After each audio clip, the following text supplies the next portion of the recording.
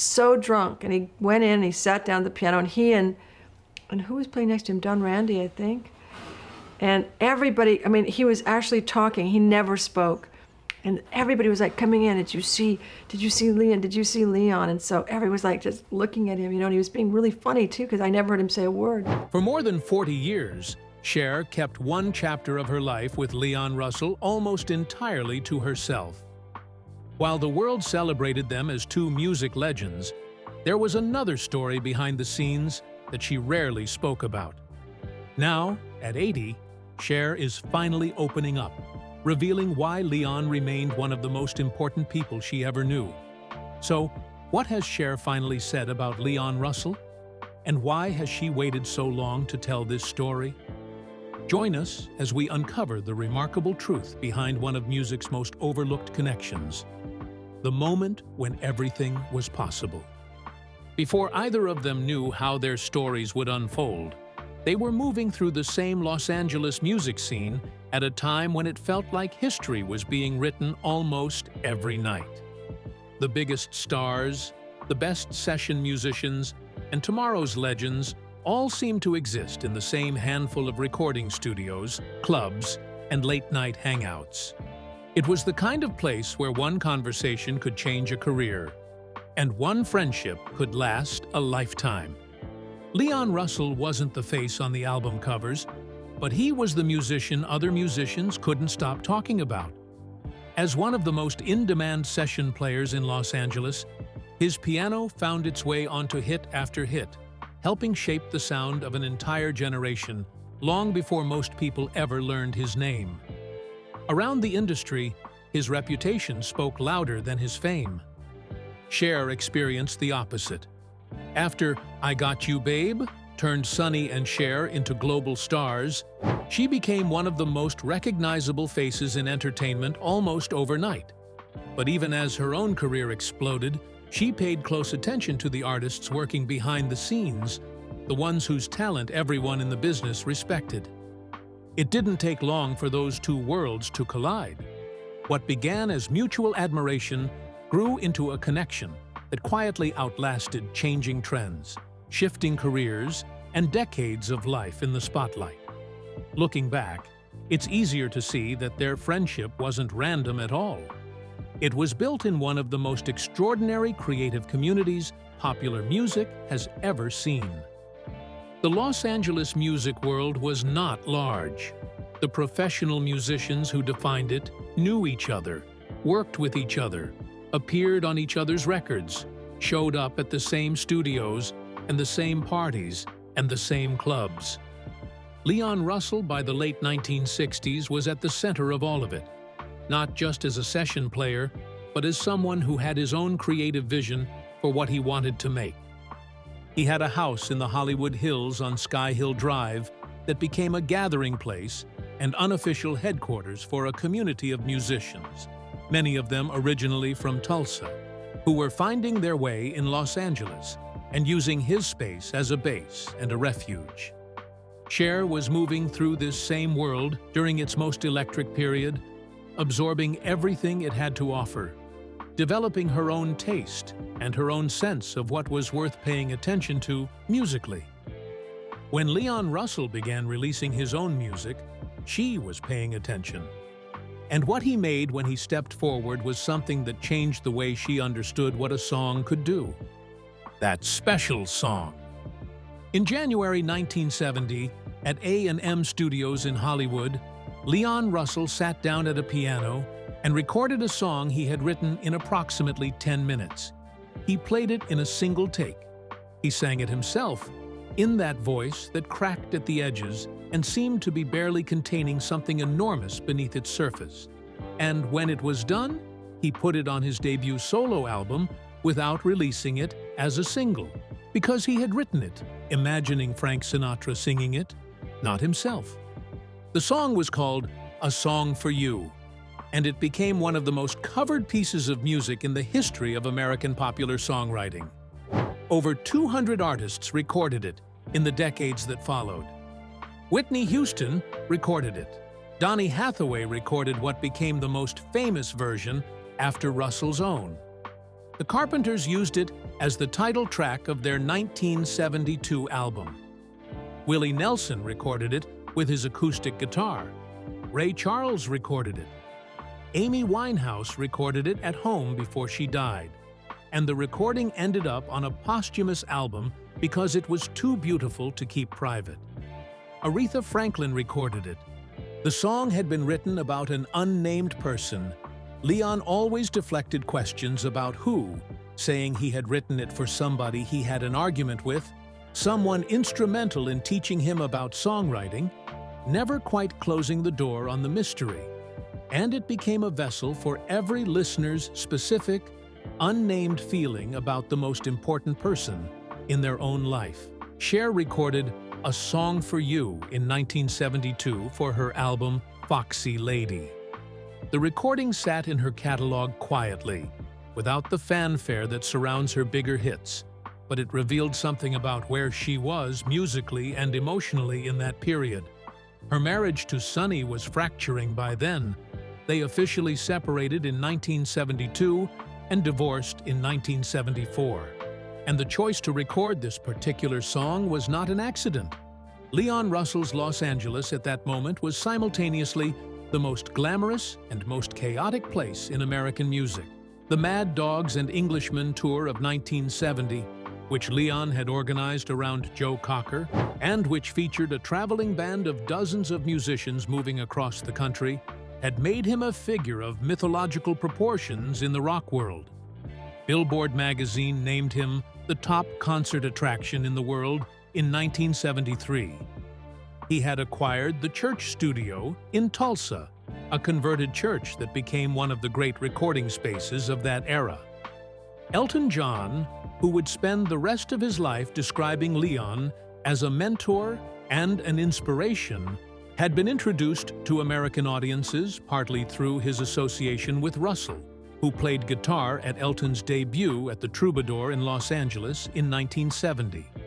Cher was watching all of this from inside the same world, and what she saw in Leon Russell was something she later described in terms that had nothing to do with commercial success or celebrity.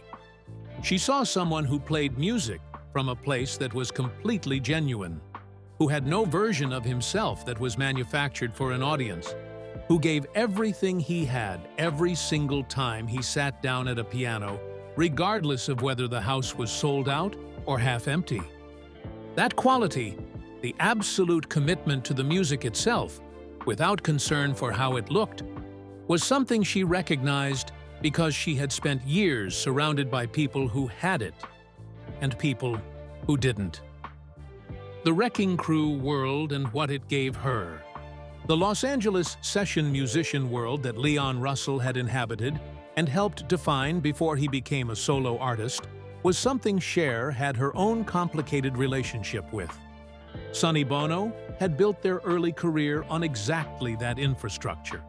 He had worked with Phil Spector, understood how the machinery of pop production operated, and had used his insider knowledge to get Cher in front of the right people at the right moment. The records that launched Sonny and Cher were made in studios where the Wrecking Crew played, by producers who understood what that combination of technical skill and emotional directness could accomplish. What Leon represented, as the 1970s began, was a different possibility within the same tradition. He had come out of the session world and taken everything he knew about how records were made and turned it towards something personal and uncompromising. His own music had no calculations in it about what the market wanted or what radio would play. He made exactly what he wanted to make, with exactly the musicians he wanted to use, and then toured it with the kind of ferocious commitment that made audiences feel they were watching something they were lucky to be witnessing rather than something that had been packaged and sold to them. This was the period when Cher was beginning to develop her own identity as a performer separate from the partnership with Sonny, and the example of people like Leon Russell, who had built careers on pure authenticity without compromising what they were, was directly relevant to what she was trying to figure out about herself. She had always been the more naturally gifted performer in Sonny and Cher, She had always been the one whose presence on stage was magnetic in a way that wasn't teachable or manufactured. But she had spent the first decade of her career largely serving a format that had been built around a specific image of who she was, and she was beginning to understand that there were other ways to exist in music. Leon Russell's career showed her one of them. He had become famous by being entirely himself. The white top hat, the full beard, the boots, the piano that he played with his whole body, and by writing songs and performing them with a conviction that left audiences with no option but to believe him. Cher's split from Sonny in 1974 and the launch of her solo career as a serious performing and recording artist in her own right drew on everything she had absorbed from watching the people around her in that Los Angeles world. Leon Russell was part of that education, not through formal mentorship or direct collaboration, but through the example of how he lived his professional life and what he chose to put into his music. And then the decades happened. The music world changed around both of them, and they each navigated it in their own way. What the decades did and didn't change. Leon Russell's career in the late 1970s and 80s went through the same transformation that claimed many artists who had been enormously successful at the peak of the early 1970s rock world. The music industry changed around him. The radio formats that had welcomed his particular combination of gospel-infused piano rock and country-tinged storytelling were replaced by formats that had no room for it. He kept working, recording albums on his own label, touring constantly, never stopping, but the mainstream commercial world largely moved on without him. By the 1990s and 2000s, he was what the industry calls a cult artist, adored by the people who knew his work, unknown to anyone who had grown up after his commercial peak. Cher's trajectory went in a different direction. She had reinvented herself multiple times across multiple decades, moving between music and film and back again with a flexibility that almost no other entertainer of her generation managed. Her Oscar for Moonstruck in 1987, her transformation into a hard rock performer with the album Heart of Stone in 1989, the extraordinary late-career dance music renaissance with Believe in 1998 that made her one of the best-selling artists of that year. Each of these moments happened because she kept taking risks and kept refusing to accept that what she had been was the limit of what she could become. What remained constant across all of it was her ear for what was real. She had always been able to tell the difference between music made with genuine conviction and music assembled by committee to satisfy commercial requirements, and that ability had not dulled with age. When she talked about the artists she respected, the names she returned to were consistently the ones who had chosen authenticity over calculation. Leon Russell was always one of those names. The years between Cher's 1972 recording of A Song for You and Leon Russell's death in 2016 were 44 years of parallel careers moving through the same industry at very different velocities. They were not in regular contact across all of that time. They were not collaborators in any ongoing way. What they were was part of the same origin story, the Los Angeles of the early 1970s, where American rock music was being invented in real time, and that shared origin created a bond that didn't require maintenance to remain meaningful. When Elton John reached out to Leon Russell around 2009 and proposed that they record an album together, the resulting project, The Union, released in 2010 and produced by T-Bone Burnett, was celebrated as one of the most moving musical gestures of that decade.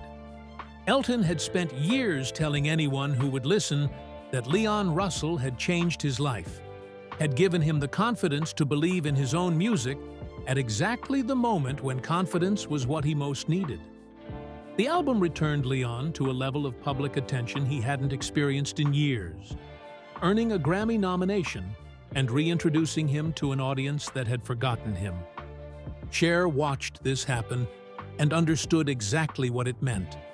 She had her own version of that debt, smaller and quieter, rooted in a song and a world and a moment, and she had been carrying it for 40 years by the time the Union came out. And then, 6 years after the Union gave him back to an audience that had forgotten him, Leon Russell was gone. The death and what it left behind. On the morning of November 13, 2016, Leon Russell's wife, Jan Bridges, sent a text message to a journalist in Tulsa at 6:41 a.m. with 5 words: "Leon died in his sleep." He had been recovering at their home in Nashville from heart surgery performed the previous July.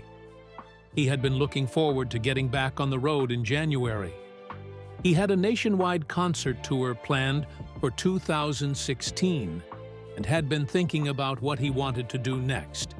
He had just finished recording an album called On a Distant Shore that his label would release posthumously in September 2017. He was 74 years old, and he died quietly in his own home with his wife nearby. The tributes that flooded in across that day came from every corner of the music world he had touched. Elton John wrote that his darling Leon Russell had been a mentor, an inspiration, and so kind to him. Brian Wilson said he was a wonderful music maker. Booker T. Jones described Leon as a generous trailblazer who had remained a gentleman throughout Hollywood's trials. Paul Stanley called him a brilliant songwriter and bandleader. The tributes revealed the scope of something that most casual music listeners had never fully understood. Leon Russell had not just been a successful artist, he had been an architect of the sound of an era, a man whose fingerprints were on the music of the 20th century in ways that went far deeper than his own recordings. Cher's own relationship with that loss was personal and rooted in memory. She had lived through enough deaths of people who had mattered to her, Sonny Bono's death in a skiing accident in 1998, for which she had delivered the eulogy, to know how to hold grief without being consumed by it. She had learned to separate the loss from the legacy, to understand that when someone who made genuine art dies, the art doesn't die with them. A Song for You continued to be sung and recorded and performed after Leon died, as it had been sung and recorded and performed for the 46 years between its creation and his death. It appeared at memorial services. It appeared on talent competition television programs. It appeared at weddings and funerals and in the background of films. With over 200 recorded versions and counting, it remained one of the most covered songs in American music history. Leon had written it in 10 minutes and recorded it in one take, imagining Frank Sinatra would sing it, and instead, everyone sang it and would go on singing it indefinitely. That permanence was something Cher understood from the inside. She had been making music for 6 decades. She had watched songs outlast their moments, and songs that seemed timeless become dated, and songs that nobody expected to last become standards. A Song for You was one of the ones that outlasted everything, and she had known that from the moment she first heard it. What she has said about Leon Russell in the years since his death, and what she has been saying at 80, with the completeness that comes from having the full shape of a story in front of you, is the tribute that has been building since 1972. What she finally said at 80. Cher is in a position that very few people who have lived her kind of life ever get to inhabit. Old enough to see the whole arc, still clear-eyed enough to describe it accurately, and with enough distance from the competitive urgencies of an active career that she can say what she actually thinks without calculating the cost. She has been talking about the people who shaped her with a candor and a specificity that her earlier interviews rarely showed. And Leon Russell is one of the figures she has returned to in those conversations. What she has described is not a relationship defined by proximity or collaboration in the conventional sense. She was never in Leon Russell's band. They never made an album together. The direct professional connection between them is documented by one song, A Song for You, 1972, Foxy Lady, and by the shared world they inhabited for the most creatively important decade of both their lives. What she has been trying to articulate is something harder to name than collaboration. The debt you carry to the people who showed you what was possible, who demonstrated by the example of their own work what music could be if you were honest enough to make it that way. What legacy do you think Leon Russell left behind that still doesn't get enough credit?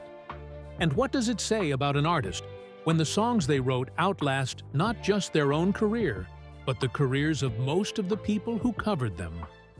Share your thoughts with us in the comments section. Remember to like, share, and subscribe for more. Also, click the next video showing on your screen. You will enjoy it.